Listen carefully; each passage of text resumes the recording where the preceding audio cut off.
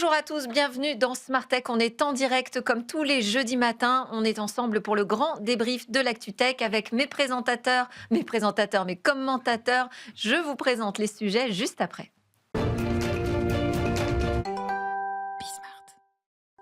C'est parti pour le grand débrief de l'ActuTech de Smart Tech. On est en direct sur la chaîne Bismart comme tous les jeudis matins. Et aujourd'hui, autour de la table, j'ai le grand plaisir de réunir Olivier Morel, directeur général de Snowpack et trésorier d'Exatrust, donc expert en cybersécurité. Bienvenue Olivier dans ce débrief. Henri Dagrin, bonjour, bienvenue également. Bonjour.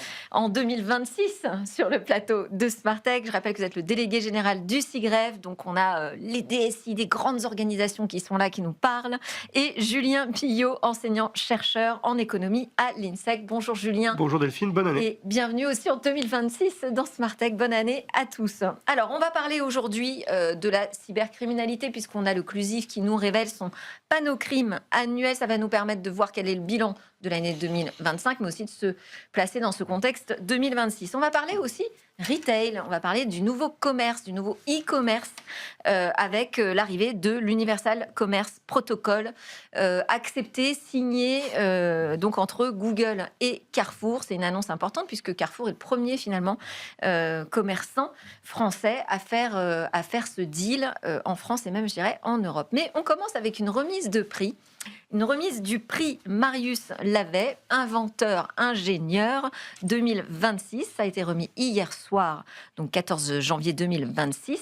Pour lancer cette discussion, nous sommes connectés avec Amaury Fiévez. Bonjour Amaury. Bonjour. Alors, vous êtes évidemment membre du jury de ce prix, mais vous êtes aussi le membre fondateur de l'IESF, la Société des ingénieurs et scientifiques de France. Le prix Marius Lavet, il va célébrer, il célèbre aujourd'hui et cette année toute cette ingéniosité, cette innovation française. Il salue le travail des ingénieurs et ça me semblait important de le faire aussi ici dans Smart Tech, de rappeler l'importance de leur rôle dans la société. Et alors, il a été attribué à Julie Grolier, une femme, on est ravis, physicienne, directrice de recherche CNRS au laboratoire Albert Fert, où on retrouve donc l'université Paris-Saclay, le CNRS et Thales. C'est une spécialiste de la spintronique, donc l'on retrouve dans de nombreux équipements numériques comme les mémoires qu'on a dans nos ordinateurs. C'est aussi une spécialiste en intelligence artificielle. Elle consacre ses recherches au développement de puces neuromorphiques qui reproduisent physiquement un réseau de neurones. Elle est aussi déjà médaille d'argent en 2018 du CNRS. Également lauréate du prix Irène Joliot-Curie 2021 de la femme scientifique de l'année pour ses travaux. Bon, je dirais, elle avait quand même tout pour nous plaire. Mais qu'est-ce qui vous a plu et convaincu à vous, jury, précisément cette année ?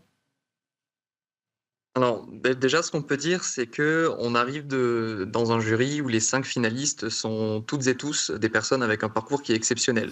Donc, différencier ces personnes est une tâche qui est très compliquée, surtout pour un jury comme nous qui est jeune. Donc, je ne vous cache pas qu'il y a eu de nombreux débats. On peut peut-être citer d'ailleurs les 4 autres finalistes. Donc, on avait notamment Éric Carrel de Weezings, André-Jacques Auberton qui est le cofondateur de Swatech, donc les matériaux des semi-conducteurs, Luc Julia, qu'on ne présente plus sur les interfaces homme-machine et l'IA appliquée, Pascal Sénélart, aussi cofondatrice de Candela, donc dans l'informatique quantique. Oui, c'est vrai qu'on avait du beau monde là. Absolument, comme chaque année d'ailleurs. Et donc pour répondre à la question de pourquoi Julie Grelier et pourquoi pas les autres, on dirait que c'est plutôt son parcours qui s'est démarqué, et notamment cette jonction entre sa vie académique en tant que chercheuse au CNRS et puis aussi ses liens avec le monde privé et son travail avec différentes équipes de différentes sociétés. Et on trouvait ça intéressant, le fait qu'elle ait amené des sujets de recherche qui sont quand même très complexes dans le monde de l'entreprise, de l'industrie. Appliquée finalement. Elle est aussi l'autrice d'un livre pour enfants, Estelle et Noël, la découverte de l'IA, qui est paru aux éditions 1000 pages. L'intelligence artificielle, c'était quand même aussi un gros thème sous-jacent de la sélection du jury, j'ai l'impression. Absolument, et ce qui est assez étonnant, c'est de voir l'évolution déjà en un an, puisque l'an dernier, on n'avait pas des finalistes qui étaient toutes et tous sur l'intelligence artificielle, contrairement à cette année. Donc l'an dernier, on avait un petit peu on avait des sujets sur l'agriculture, on avait des sujets sur de la mécanique industrielle. Cette année, toutes les personnes travaillaient directement ou indirectement sur les sujets d'intelligence artificielle. Personnellement, ça m'a marqué. Ouais. Alors, vous parliez de la jeunesse du jury. C'est vrai qu'on retrouve dans le jury des élèves du lycée, on retrouve des étudiants de grandes écoles. Enfin voilà, vous avez des parcours très riches, hein, jusqu'à évidemment des professionnels, des ingénieurs dans le privé ou le public. C'est important de rappeler, je le disais, le rôle central aujourd'hui des ingénieurs, hein, aux grands défis finalement de notre époque. Quelle est votre perception? Je voulais faire un tour de table d'ailleurs, pas vous poser la question qu'à vous, Amaury, mais un tour de table ici sur la manière dont vous voyez que les ingénieurs tiennent une place, un rôle plus ou moins important dans la société. Est-ce que vous donneriez un carton rouge ou un carton vert? Sur leur place? Ouais, vous avez l'impression qu'ils sont aujourd'hui. Alors, Petit lapin de couleur. non, non. La question, vous avez changé de Sur les carton, ingénieurs, est-ce que vous avez l'impression qu'ils sont aujourd'hui reconnus à leur juste place?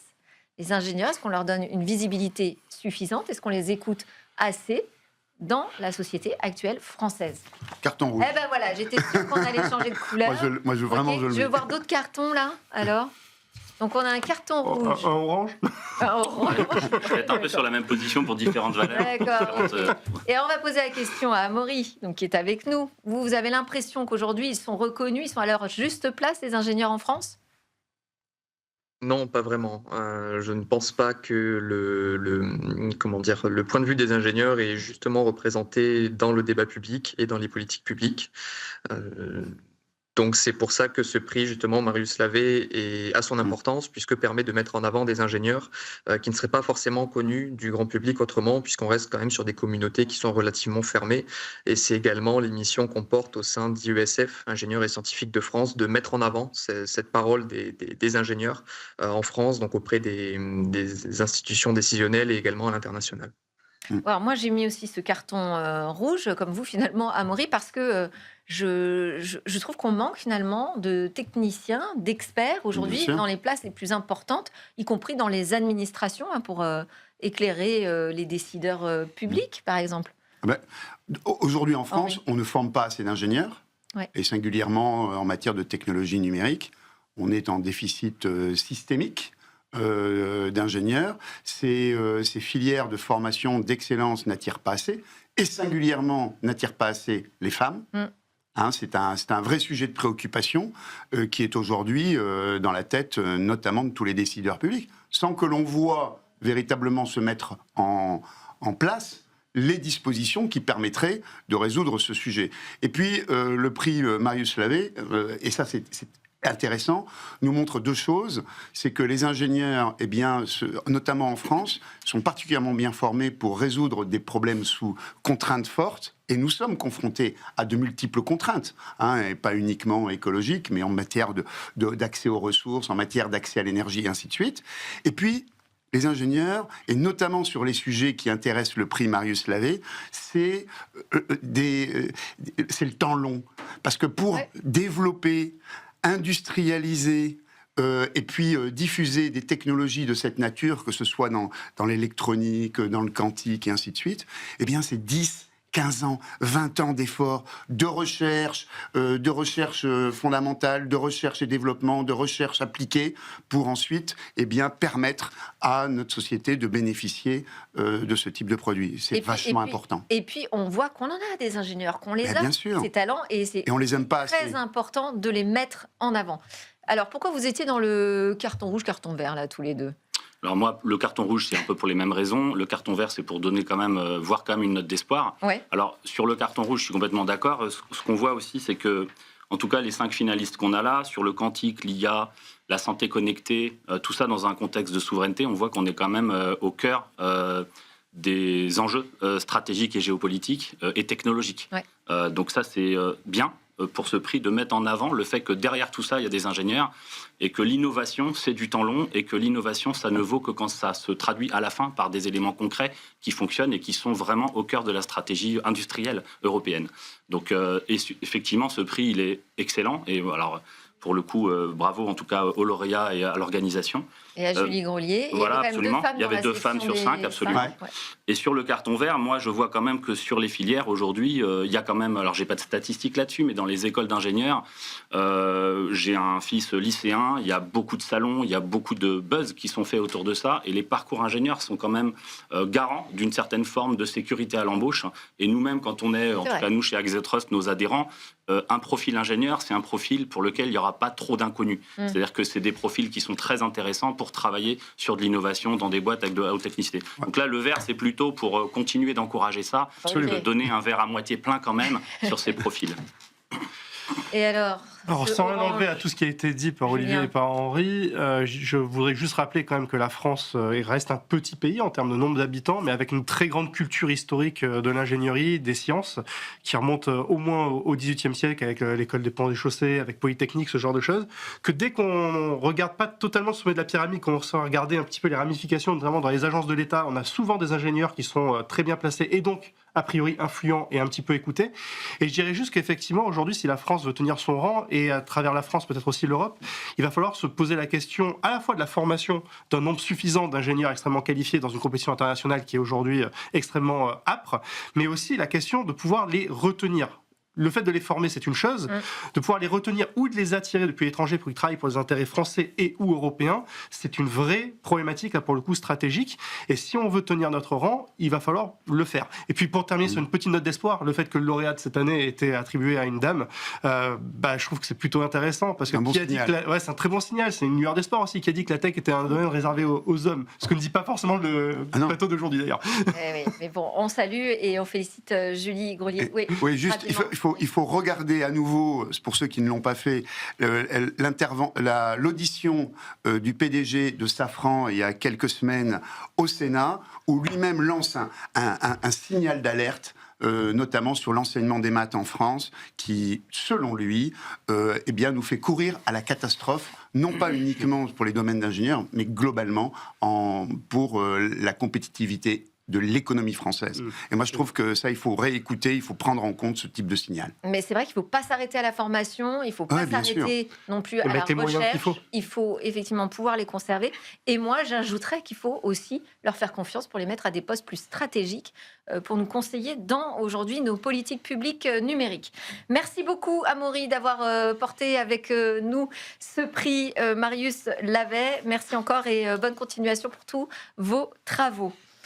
Alors nous, on enchaîne avec la cybersécurité, puisque le CLUSIF dévoile aujourd'hui, 15 janvier, la 26e édition de son Panocrime. Donc c'est un bilan assez précis des attaques marquantes de 2025. On y trouve les modes opératoires observés, une cartographie des groupes de cybercriminalité, de cybercriminels. Ça, c'est, j'ai envie de dire, chaque année. Là, en plus, est intégrée de manière beaucoup plus forte la composante sur la désinformation, puisqu'il y a une intervention de la Viginum, du service Viginum, mais aussi du service de renseignement du ministre des Armées. On voit que l'approche géopolitique aujourd'hui, elle fait partie en fait de la question cyber. Est-ce que vous avez l'impression, déjà question globale pour les cartons rouges, cartons verts, qu'on a une bonne approche aujourd'hui en France de la question de la cybersécurité?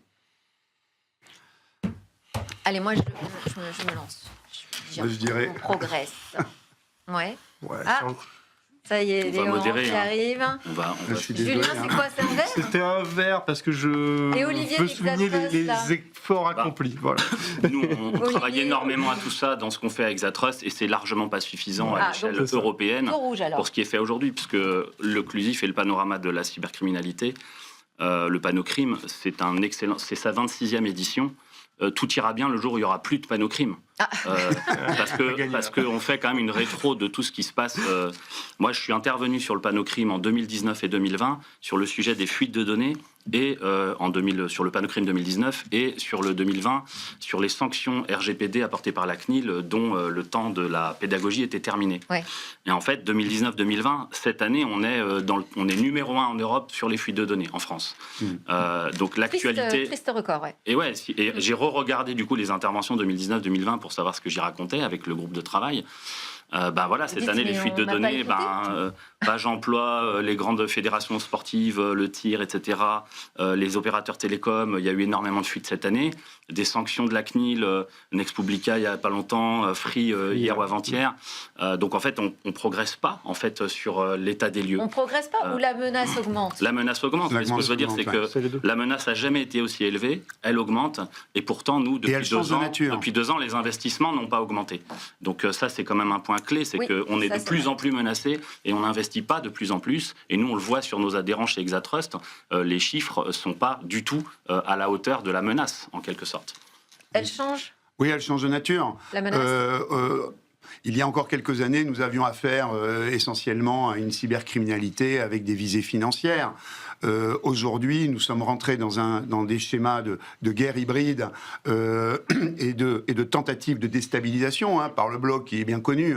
C'est Russie, Chine, Corée du Nord, Iran qui lancent des attaques et contre les intérêts occidentaux ou des intérêts qui représentent en fait le monde occidental. On en a eu plusieurs exemples. C'était les attaques qui ont eu lieu au cours de l'année 2025 contre les applications tierces des environnements Salesforce, où c'était en plus là lié avec de l'utilisation de l'intelligence artificielle pour mener des activités d'ingénierie sociale relativement peu complexes pour recueillir des droits d'administrateurs sur ces environnements et qui visaient de manière explicite des intérêts très représentatifs occidentaux, et notamment l'industrie du luxe, ou encore les attaques en DDoS contre La Poste au cours du mois de décembre, qui ont été revendiquées comme des attaques contre des intérêts occidentaux, et notamment avec des mafias liées aux intérêts russes. Justement, on a parfois du mal à comprendre ces attaques, celle de La Poste à Noël,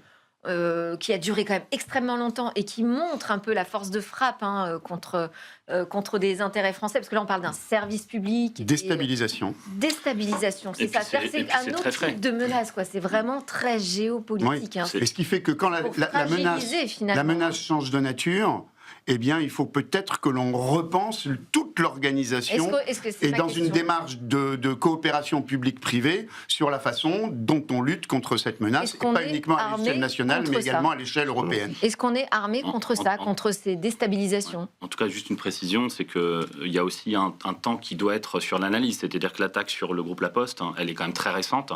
On n'a même pas encore le post-mortem détaillé de celle sur Jaguar Land Rover, et qui a vraiment impacté plus de 2 milliards d'euros l'entreprise en septembre-octobre, et qui a impacté 5000 sociétés en Angleterre avec des aides de l'État, etc.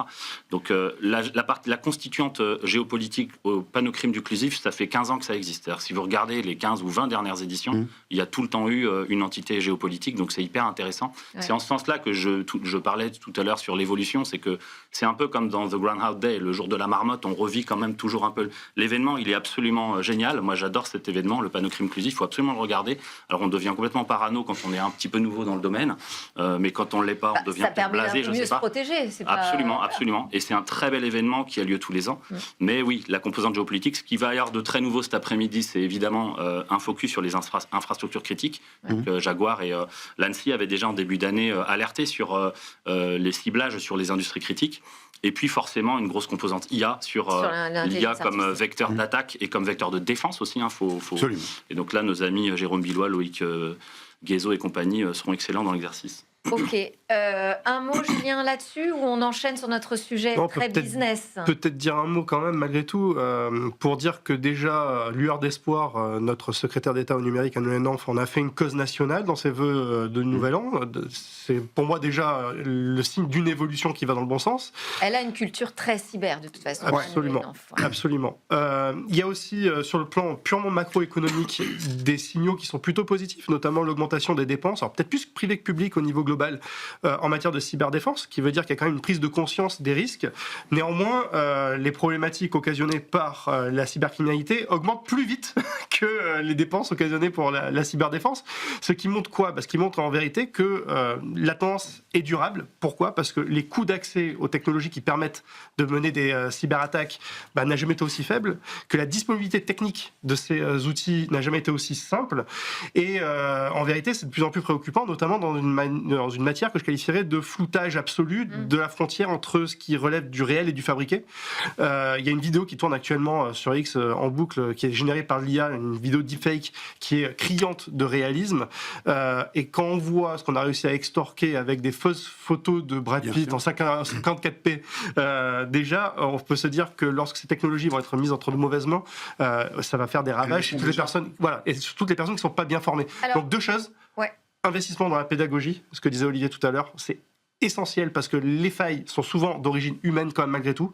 Et puis derrière, effectivement, des missions extrêmement urgentes sur les infrastructures techniques et puis aussi sur les moyens de contrôle, d'identification et de sanction vis-à-vis de la cybercriminalité. Ça me paraît essentiel. Je vais aussi vous faire réagir quand même sur un point. Alors, on ne va pas dévoiler tout le panneau crime parce que c'est cet après-midi et nous, on est un petit peu en avance.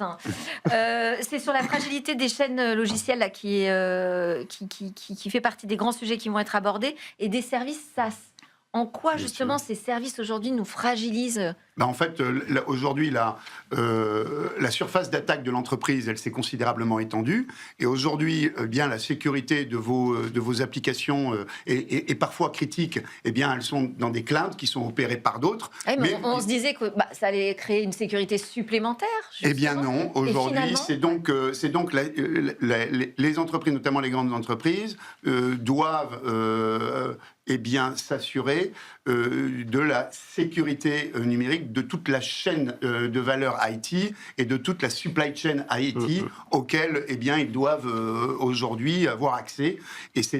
Et en plus, de plus en plus, c'est une responsabilité qui leur incombe directement à travers notamment des régulations telles que DORA pour les organismes financiers. Absolument. Oui, absolument. Ouais. Sur la supply chain, de toute façon, c'est moi et mes fournisseurs. Donc là, NIS 2, DORA mettent quand même beaucoup d'éléments, résilience sur ce sujet-là, sur le fait de garantir que notre supply chain est correcte.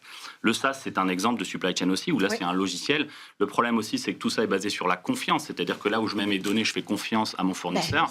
Mon fournisseur, il n'y a pas forcément des méchants attaquants qui vont attaquer. Il y a aussi des gens qui vont exploiter l'extraterritorialité des lois qu'on connaît pour exfiltrer de la donnée et pour l'écouter. Absolument. Donc l'enjeu clé, il est où sont mes données clés, où sont mes infrastructures critiques, est-ce que je les maîtrise, quid de mon degré de souveraineté dans ces enjeux-là, parce que ce qu'on voyait il y a 5 ans, 10 ans au panneau crime, on le revoit encore aujourd'hui. Donc on arrête de déléguer. On comprend vite, mais il faut nous expliquer longtemps, j'ai l'impression. C'est ce que je disais tout à l'heure sur la pédagogie. Et en tout cas, cette supply chain, elle est absolument critique. Donc il y a des organismes de notation, il y a des programmes de certification, mais il y a aussi un enjeu fort, c'est où sont mes données, qu'est-ce qui est critique, où est-ce que je suis souverain, où est-ce que je suis dépendant et où est-ce que je suis indépendant. Et cette indépendance et cette souveraineté, elle est clé aussi dans le discours de Anne Reynolds, CF, son audition hier ou avant-hier. Et sa feuille de route, tout à fait.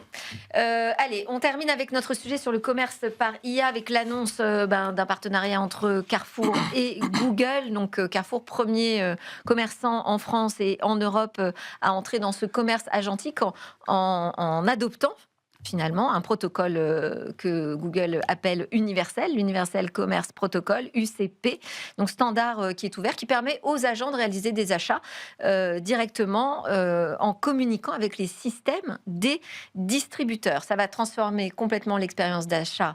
Oui ou non. D'ailleurs, je voulais vous poser la question. Est-ce que vous pensez qu'on va tous adhérer finalement à cette nouvelle façon d'acheter ? On va laisser les agents cliquer jusqu'à donner finalement nos coordonnées bancaires et réaliser l'achat. On est tous d'accord. On est des progressistes. Ouais. C'est ça. En tout cas, c'est pas tout de suite, quoi. C'est horrible. Julien, regard de l'économiste sur cette transformation-là du commerce. Mais ces transformations, effectivement, elles sont hypothétiques et elles prennent de toute façon beaucoup plus de temps que ce que ces promoteurs voudraient bien l'entendre. Netflix est dans la place depuis 2007. Netflix n'a pas encore tué la télévision traditionnelle, linéaire, ce genre de choses. Tout le monde n'a pas complètement arrêté de regarder les émissions de la télévision linéaire pour prendre un abonnement Netflix, Amazon Prime, Disney+, et tous les autres. Donc, ou de lire des livres papier. Par exemple. Donc ces transformations prennent du temps. Il n'en demeure pas moins que dans le cas de Carrefour, c'est assez intéressant de préempter ce type d'usage pour voir déjà faire des expériences. On espère juste pour eux qu'ils ne seront pas trop en avance de phase, au risque d'avoir une petite désillusion telle qu'ils l'ont eu dans le métavers, par exemple. Et pour Google, le challenge est beaucoup plus intéressant sur le plan stratégique parce que Google gagne sa vie en étant une super régie publicitaire du web de type search. Le fait de rajouter cette brique à son écosystème peut, d'une certaine façon, cannibaliser ses rentes actuelles. Donc il faut qu'il arrive à recréer un écosystème semi-ouvert, semi-fermé, mais qui pointe quand même de façon préférentiellement vers ses services, notamment Parce que Google Pay. c'est un standard ouvert que tout le monde peut adopter, mais pour l'instant, les achats, ils se font que via son IA. Via Gemini. Absolument. Donc ces outils d'IA, ces outils de paiement aussi, Ouais. pour prendre des commissions sur les transferts monétaires. Et puis derrière, effectivement, faire vivre ce qu'on appelle, nous, en économie, le dilemme de l'innovateur, c'est-à-dire que là, Google se trouve dans une situation dans laquelle il peut prendre le risque de cannibaliser son propre business, mais s'il ne le prend pas, il risque de laisser le champ libre à des concurrents pour qu'ils prennent sa place. Donc c'est plutôt sur ce vecteur-là, moi, que je vais focaliser mes recherches dans les prochains mois. Et alors moi, je me demandais, que vont faire les banques? Est-ce qu'elles vont rembourser quand l'agent commet une erreur dans son achat, quand on constate une fraude, mais finalement, c'est pas nous qui avons cliqué directement? C'est question de la responsabilité. Grande question là. Mais ouais. Bien sûr, la responsabilité, on ouvre une porte énorme. Moi, personnellement, je trouve cette innovation assez horrible aujourd'hui. Ah oui. Parce qu'il y a pour plein de raisons, effectivement, déjà, Inquiétant, ceux qui ne vont pas y aller, ils vont devenir quoi? Parce que le parcours d'achat, il va forcément être influencé par l'agent IA, si on est un petit peu parano, Ouais. en tout cas par les technologies qui auront raccordé tout ça. Quand même, hein, bien sûr. Mais en fait, on va gérer un tel flux de données. Là, le RGPD, on oublie ce que c'est et on oublie ce que ça veut dire. Et pour l'anecdote, Carrefour, ils ont été condamnés dans le panneau crime 2020 que j'évoquais tout à l'heure. Ah mince. En 2020, 2 200 000 euros Carrefour France et 800 000 euros Carrefour Banque pour non-conformité, 8 non-conformités au RGPD. Et donc aujourd'hui, ça, c'est vraiment la boîte de Pandore sur le volet des données personnelles, de la sécurité, Ça va de la être très responsabilité. compliqué, ça. Je vois pas comment on va pouvoir réguler un truc pareil. Ouais. Donc oui, c'est un protocole. Oui, il y a plein de belles sociétés qui vont dedans. Et oui, ça va être open source et ça va être un standard. Mais ça veut pas dire, tout ça veut pas dire que ça va être bien. Justement, il y en a beaucoup qui espèrent quand même, parce qu'il y a quand même une philosophie libérale derrière tout ça, que ces pratiques-là ne seront jamais régulées. Évidemment. Bon, c'est un beau nouveau défi pour les DSI, ça. Non, mais c'est un défi. C'est un défi d'abord pour les entreprises qui vont adhérer à ce protocole, parce que c'est comme avec Booking, avec et d'autres. C'est un coin qui est inséré entre le client et son fournisseur. Et donc, dès qu'il y a cette désintermédiation, eh bien, ça se fait toujours au profit du désintermédiateur. Et puis, évidemment, donc, qui va capter la valeur? Donc, c'est la première bonne question à se poser.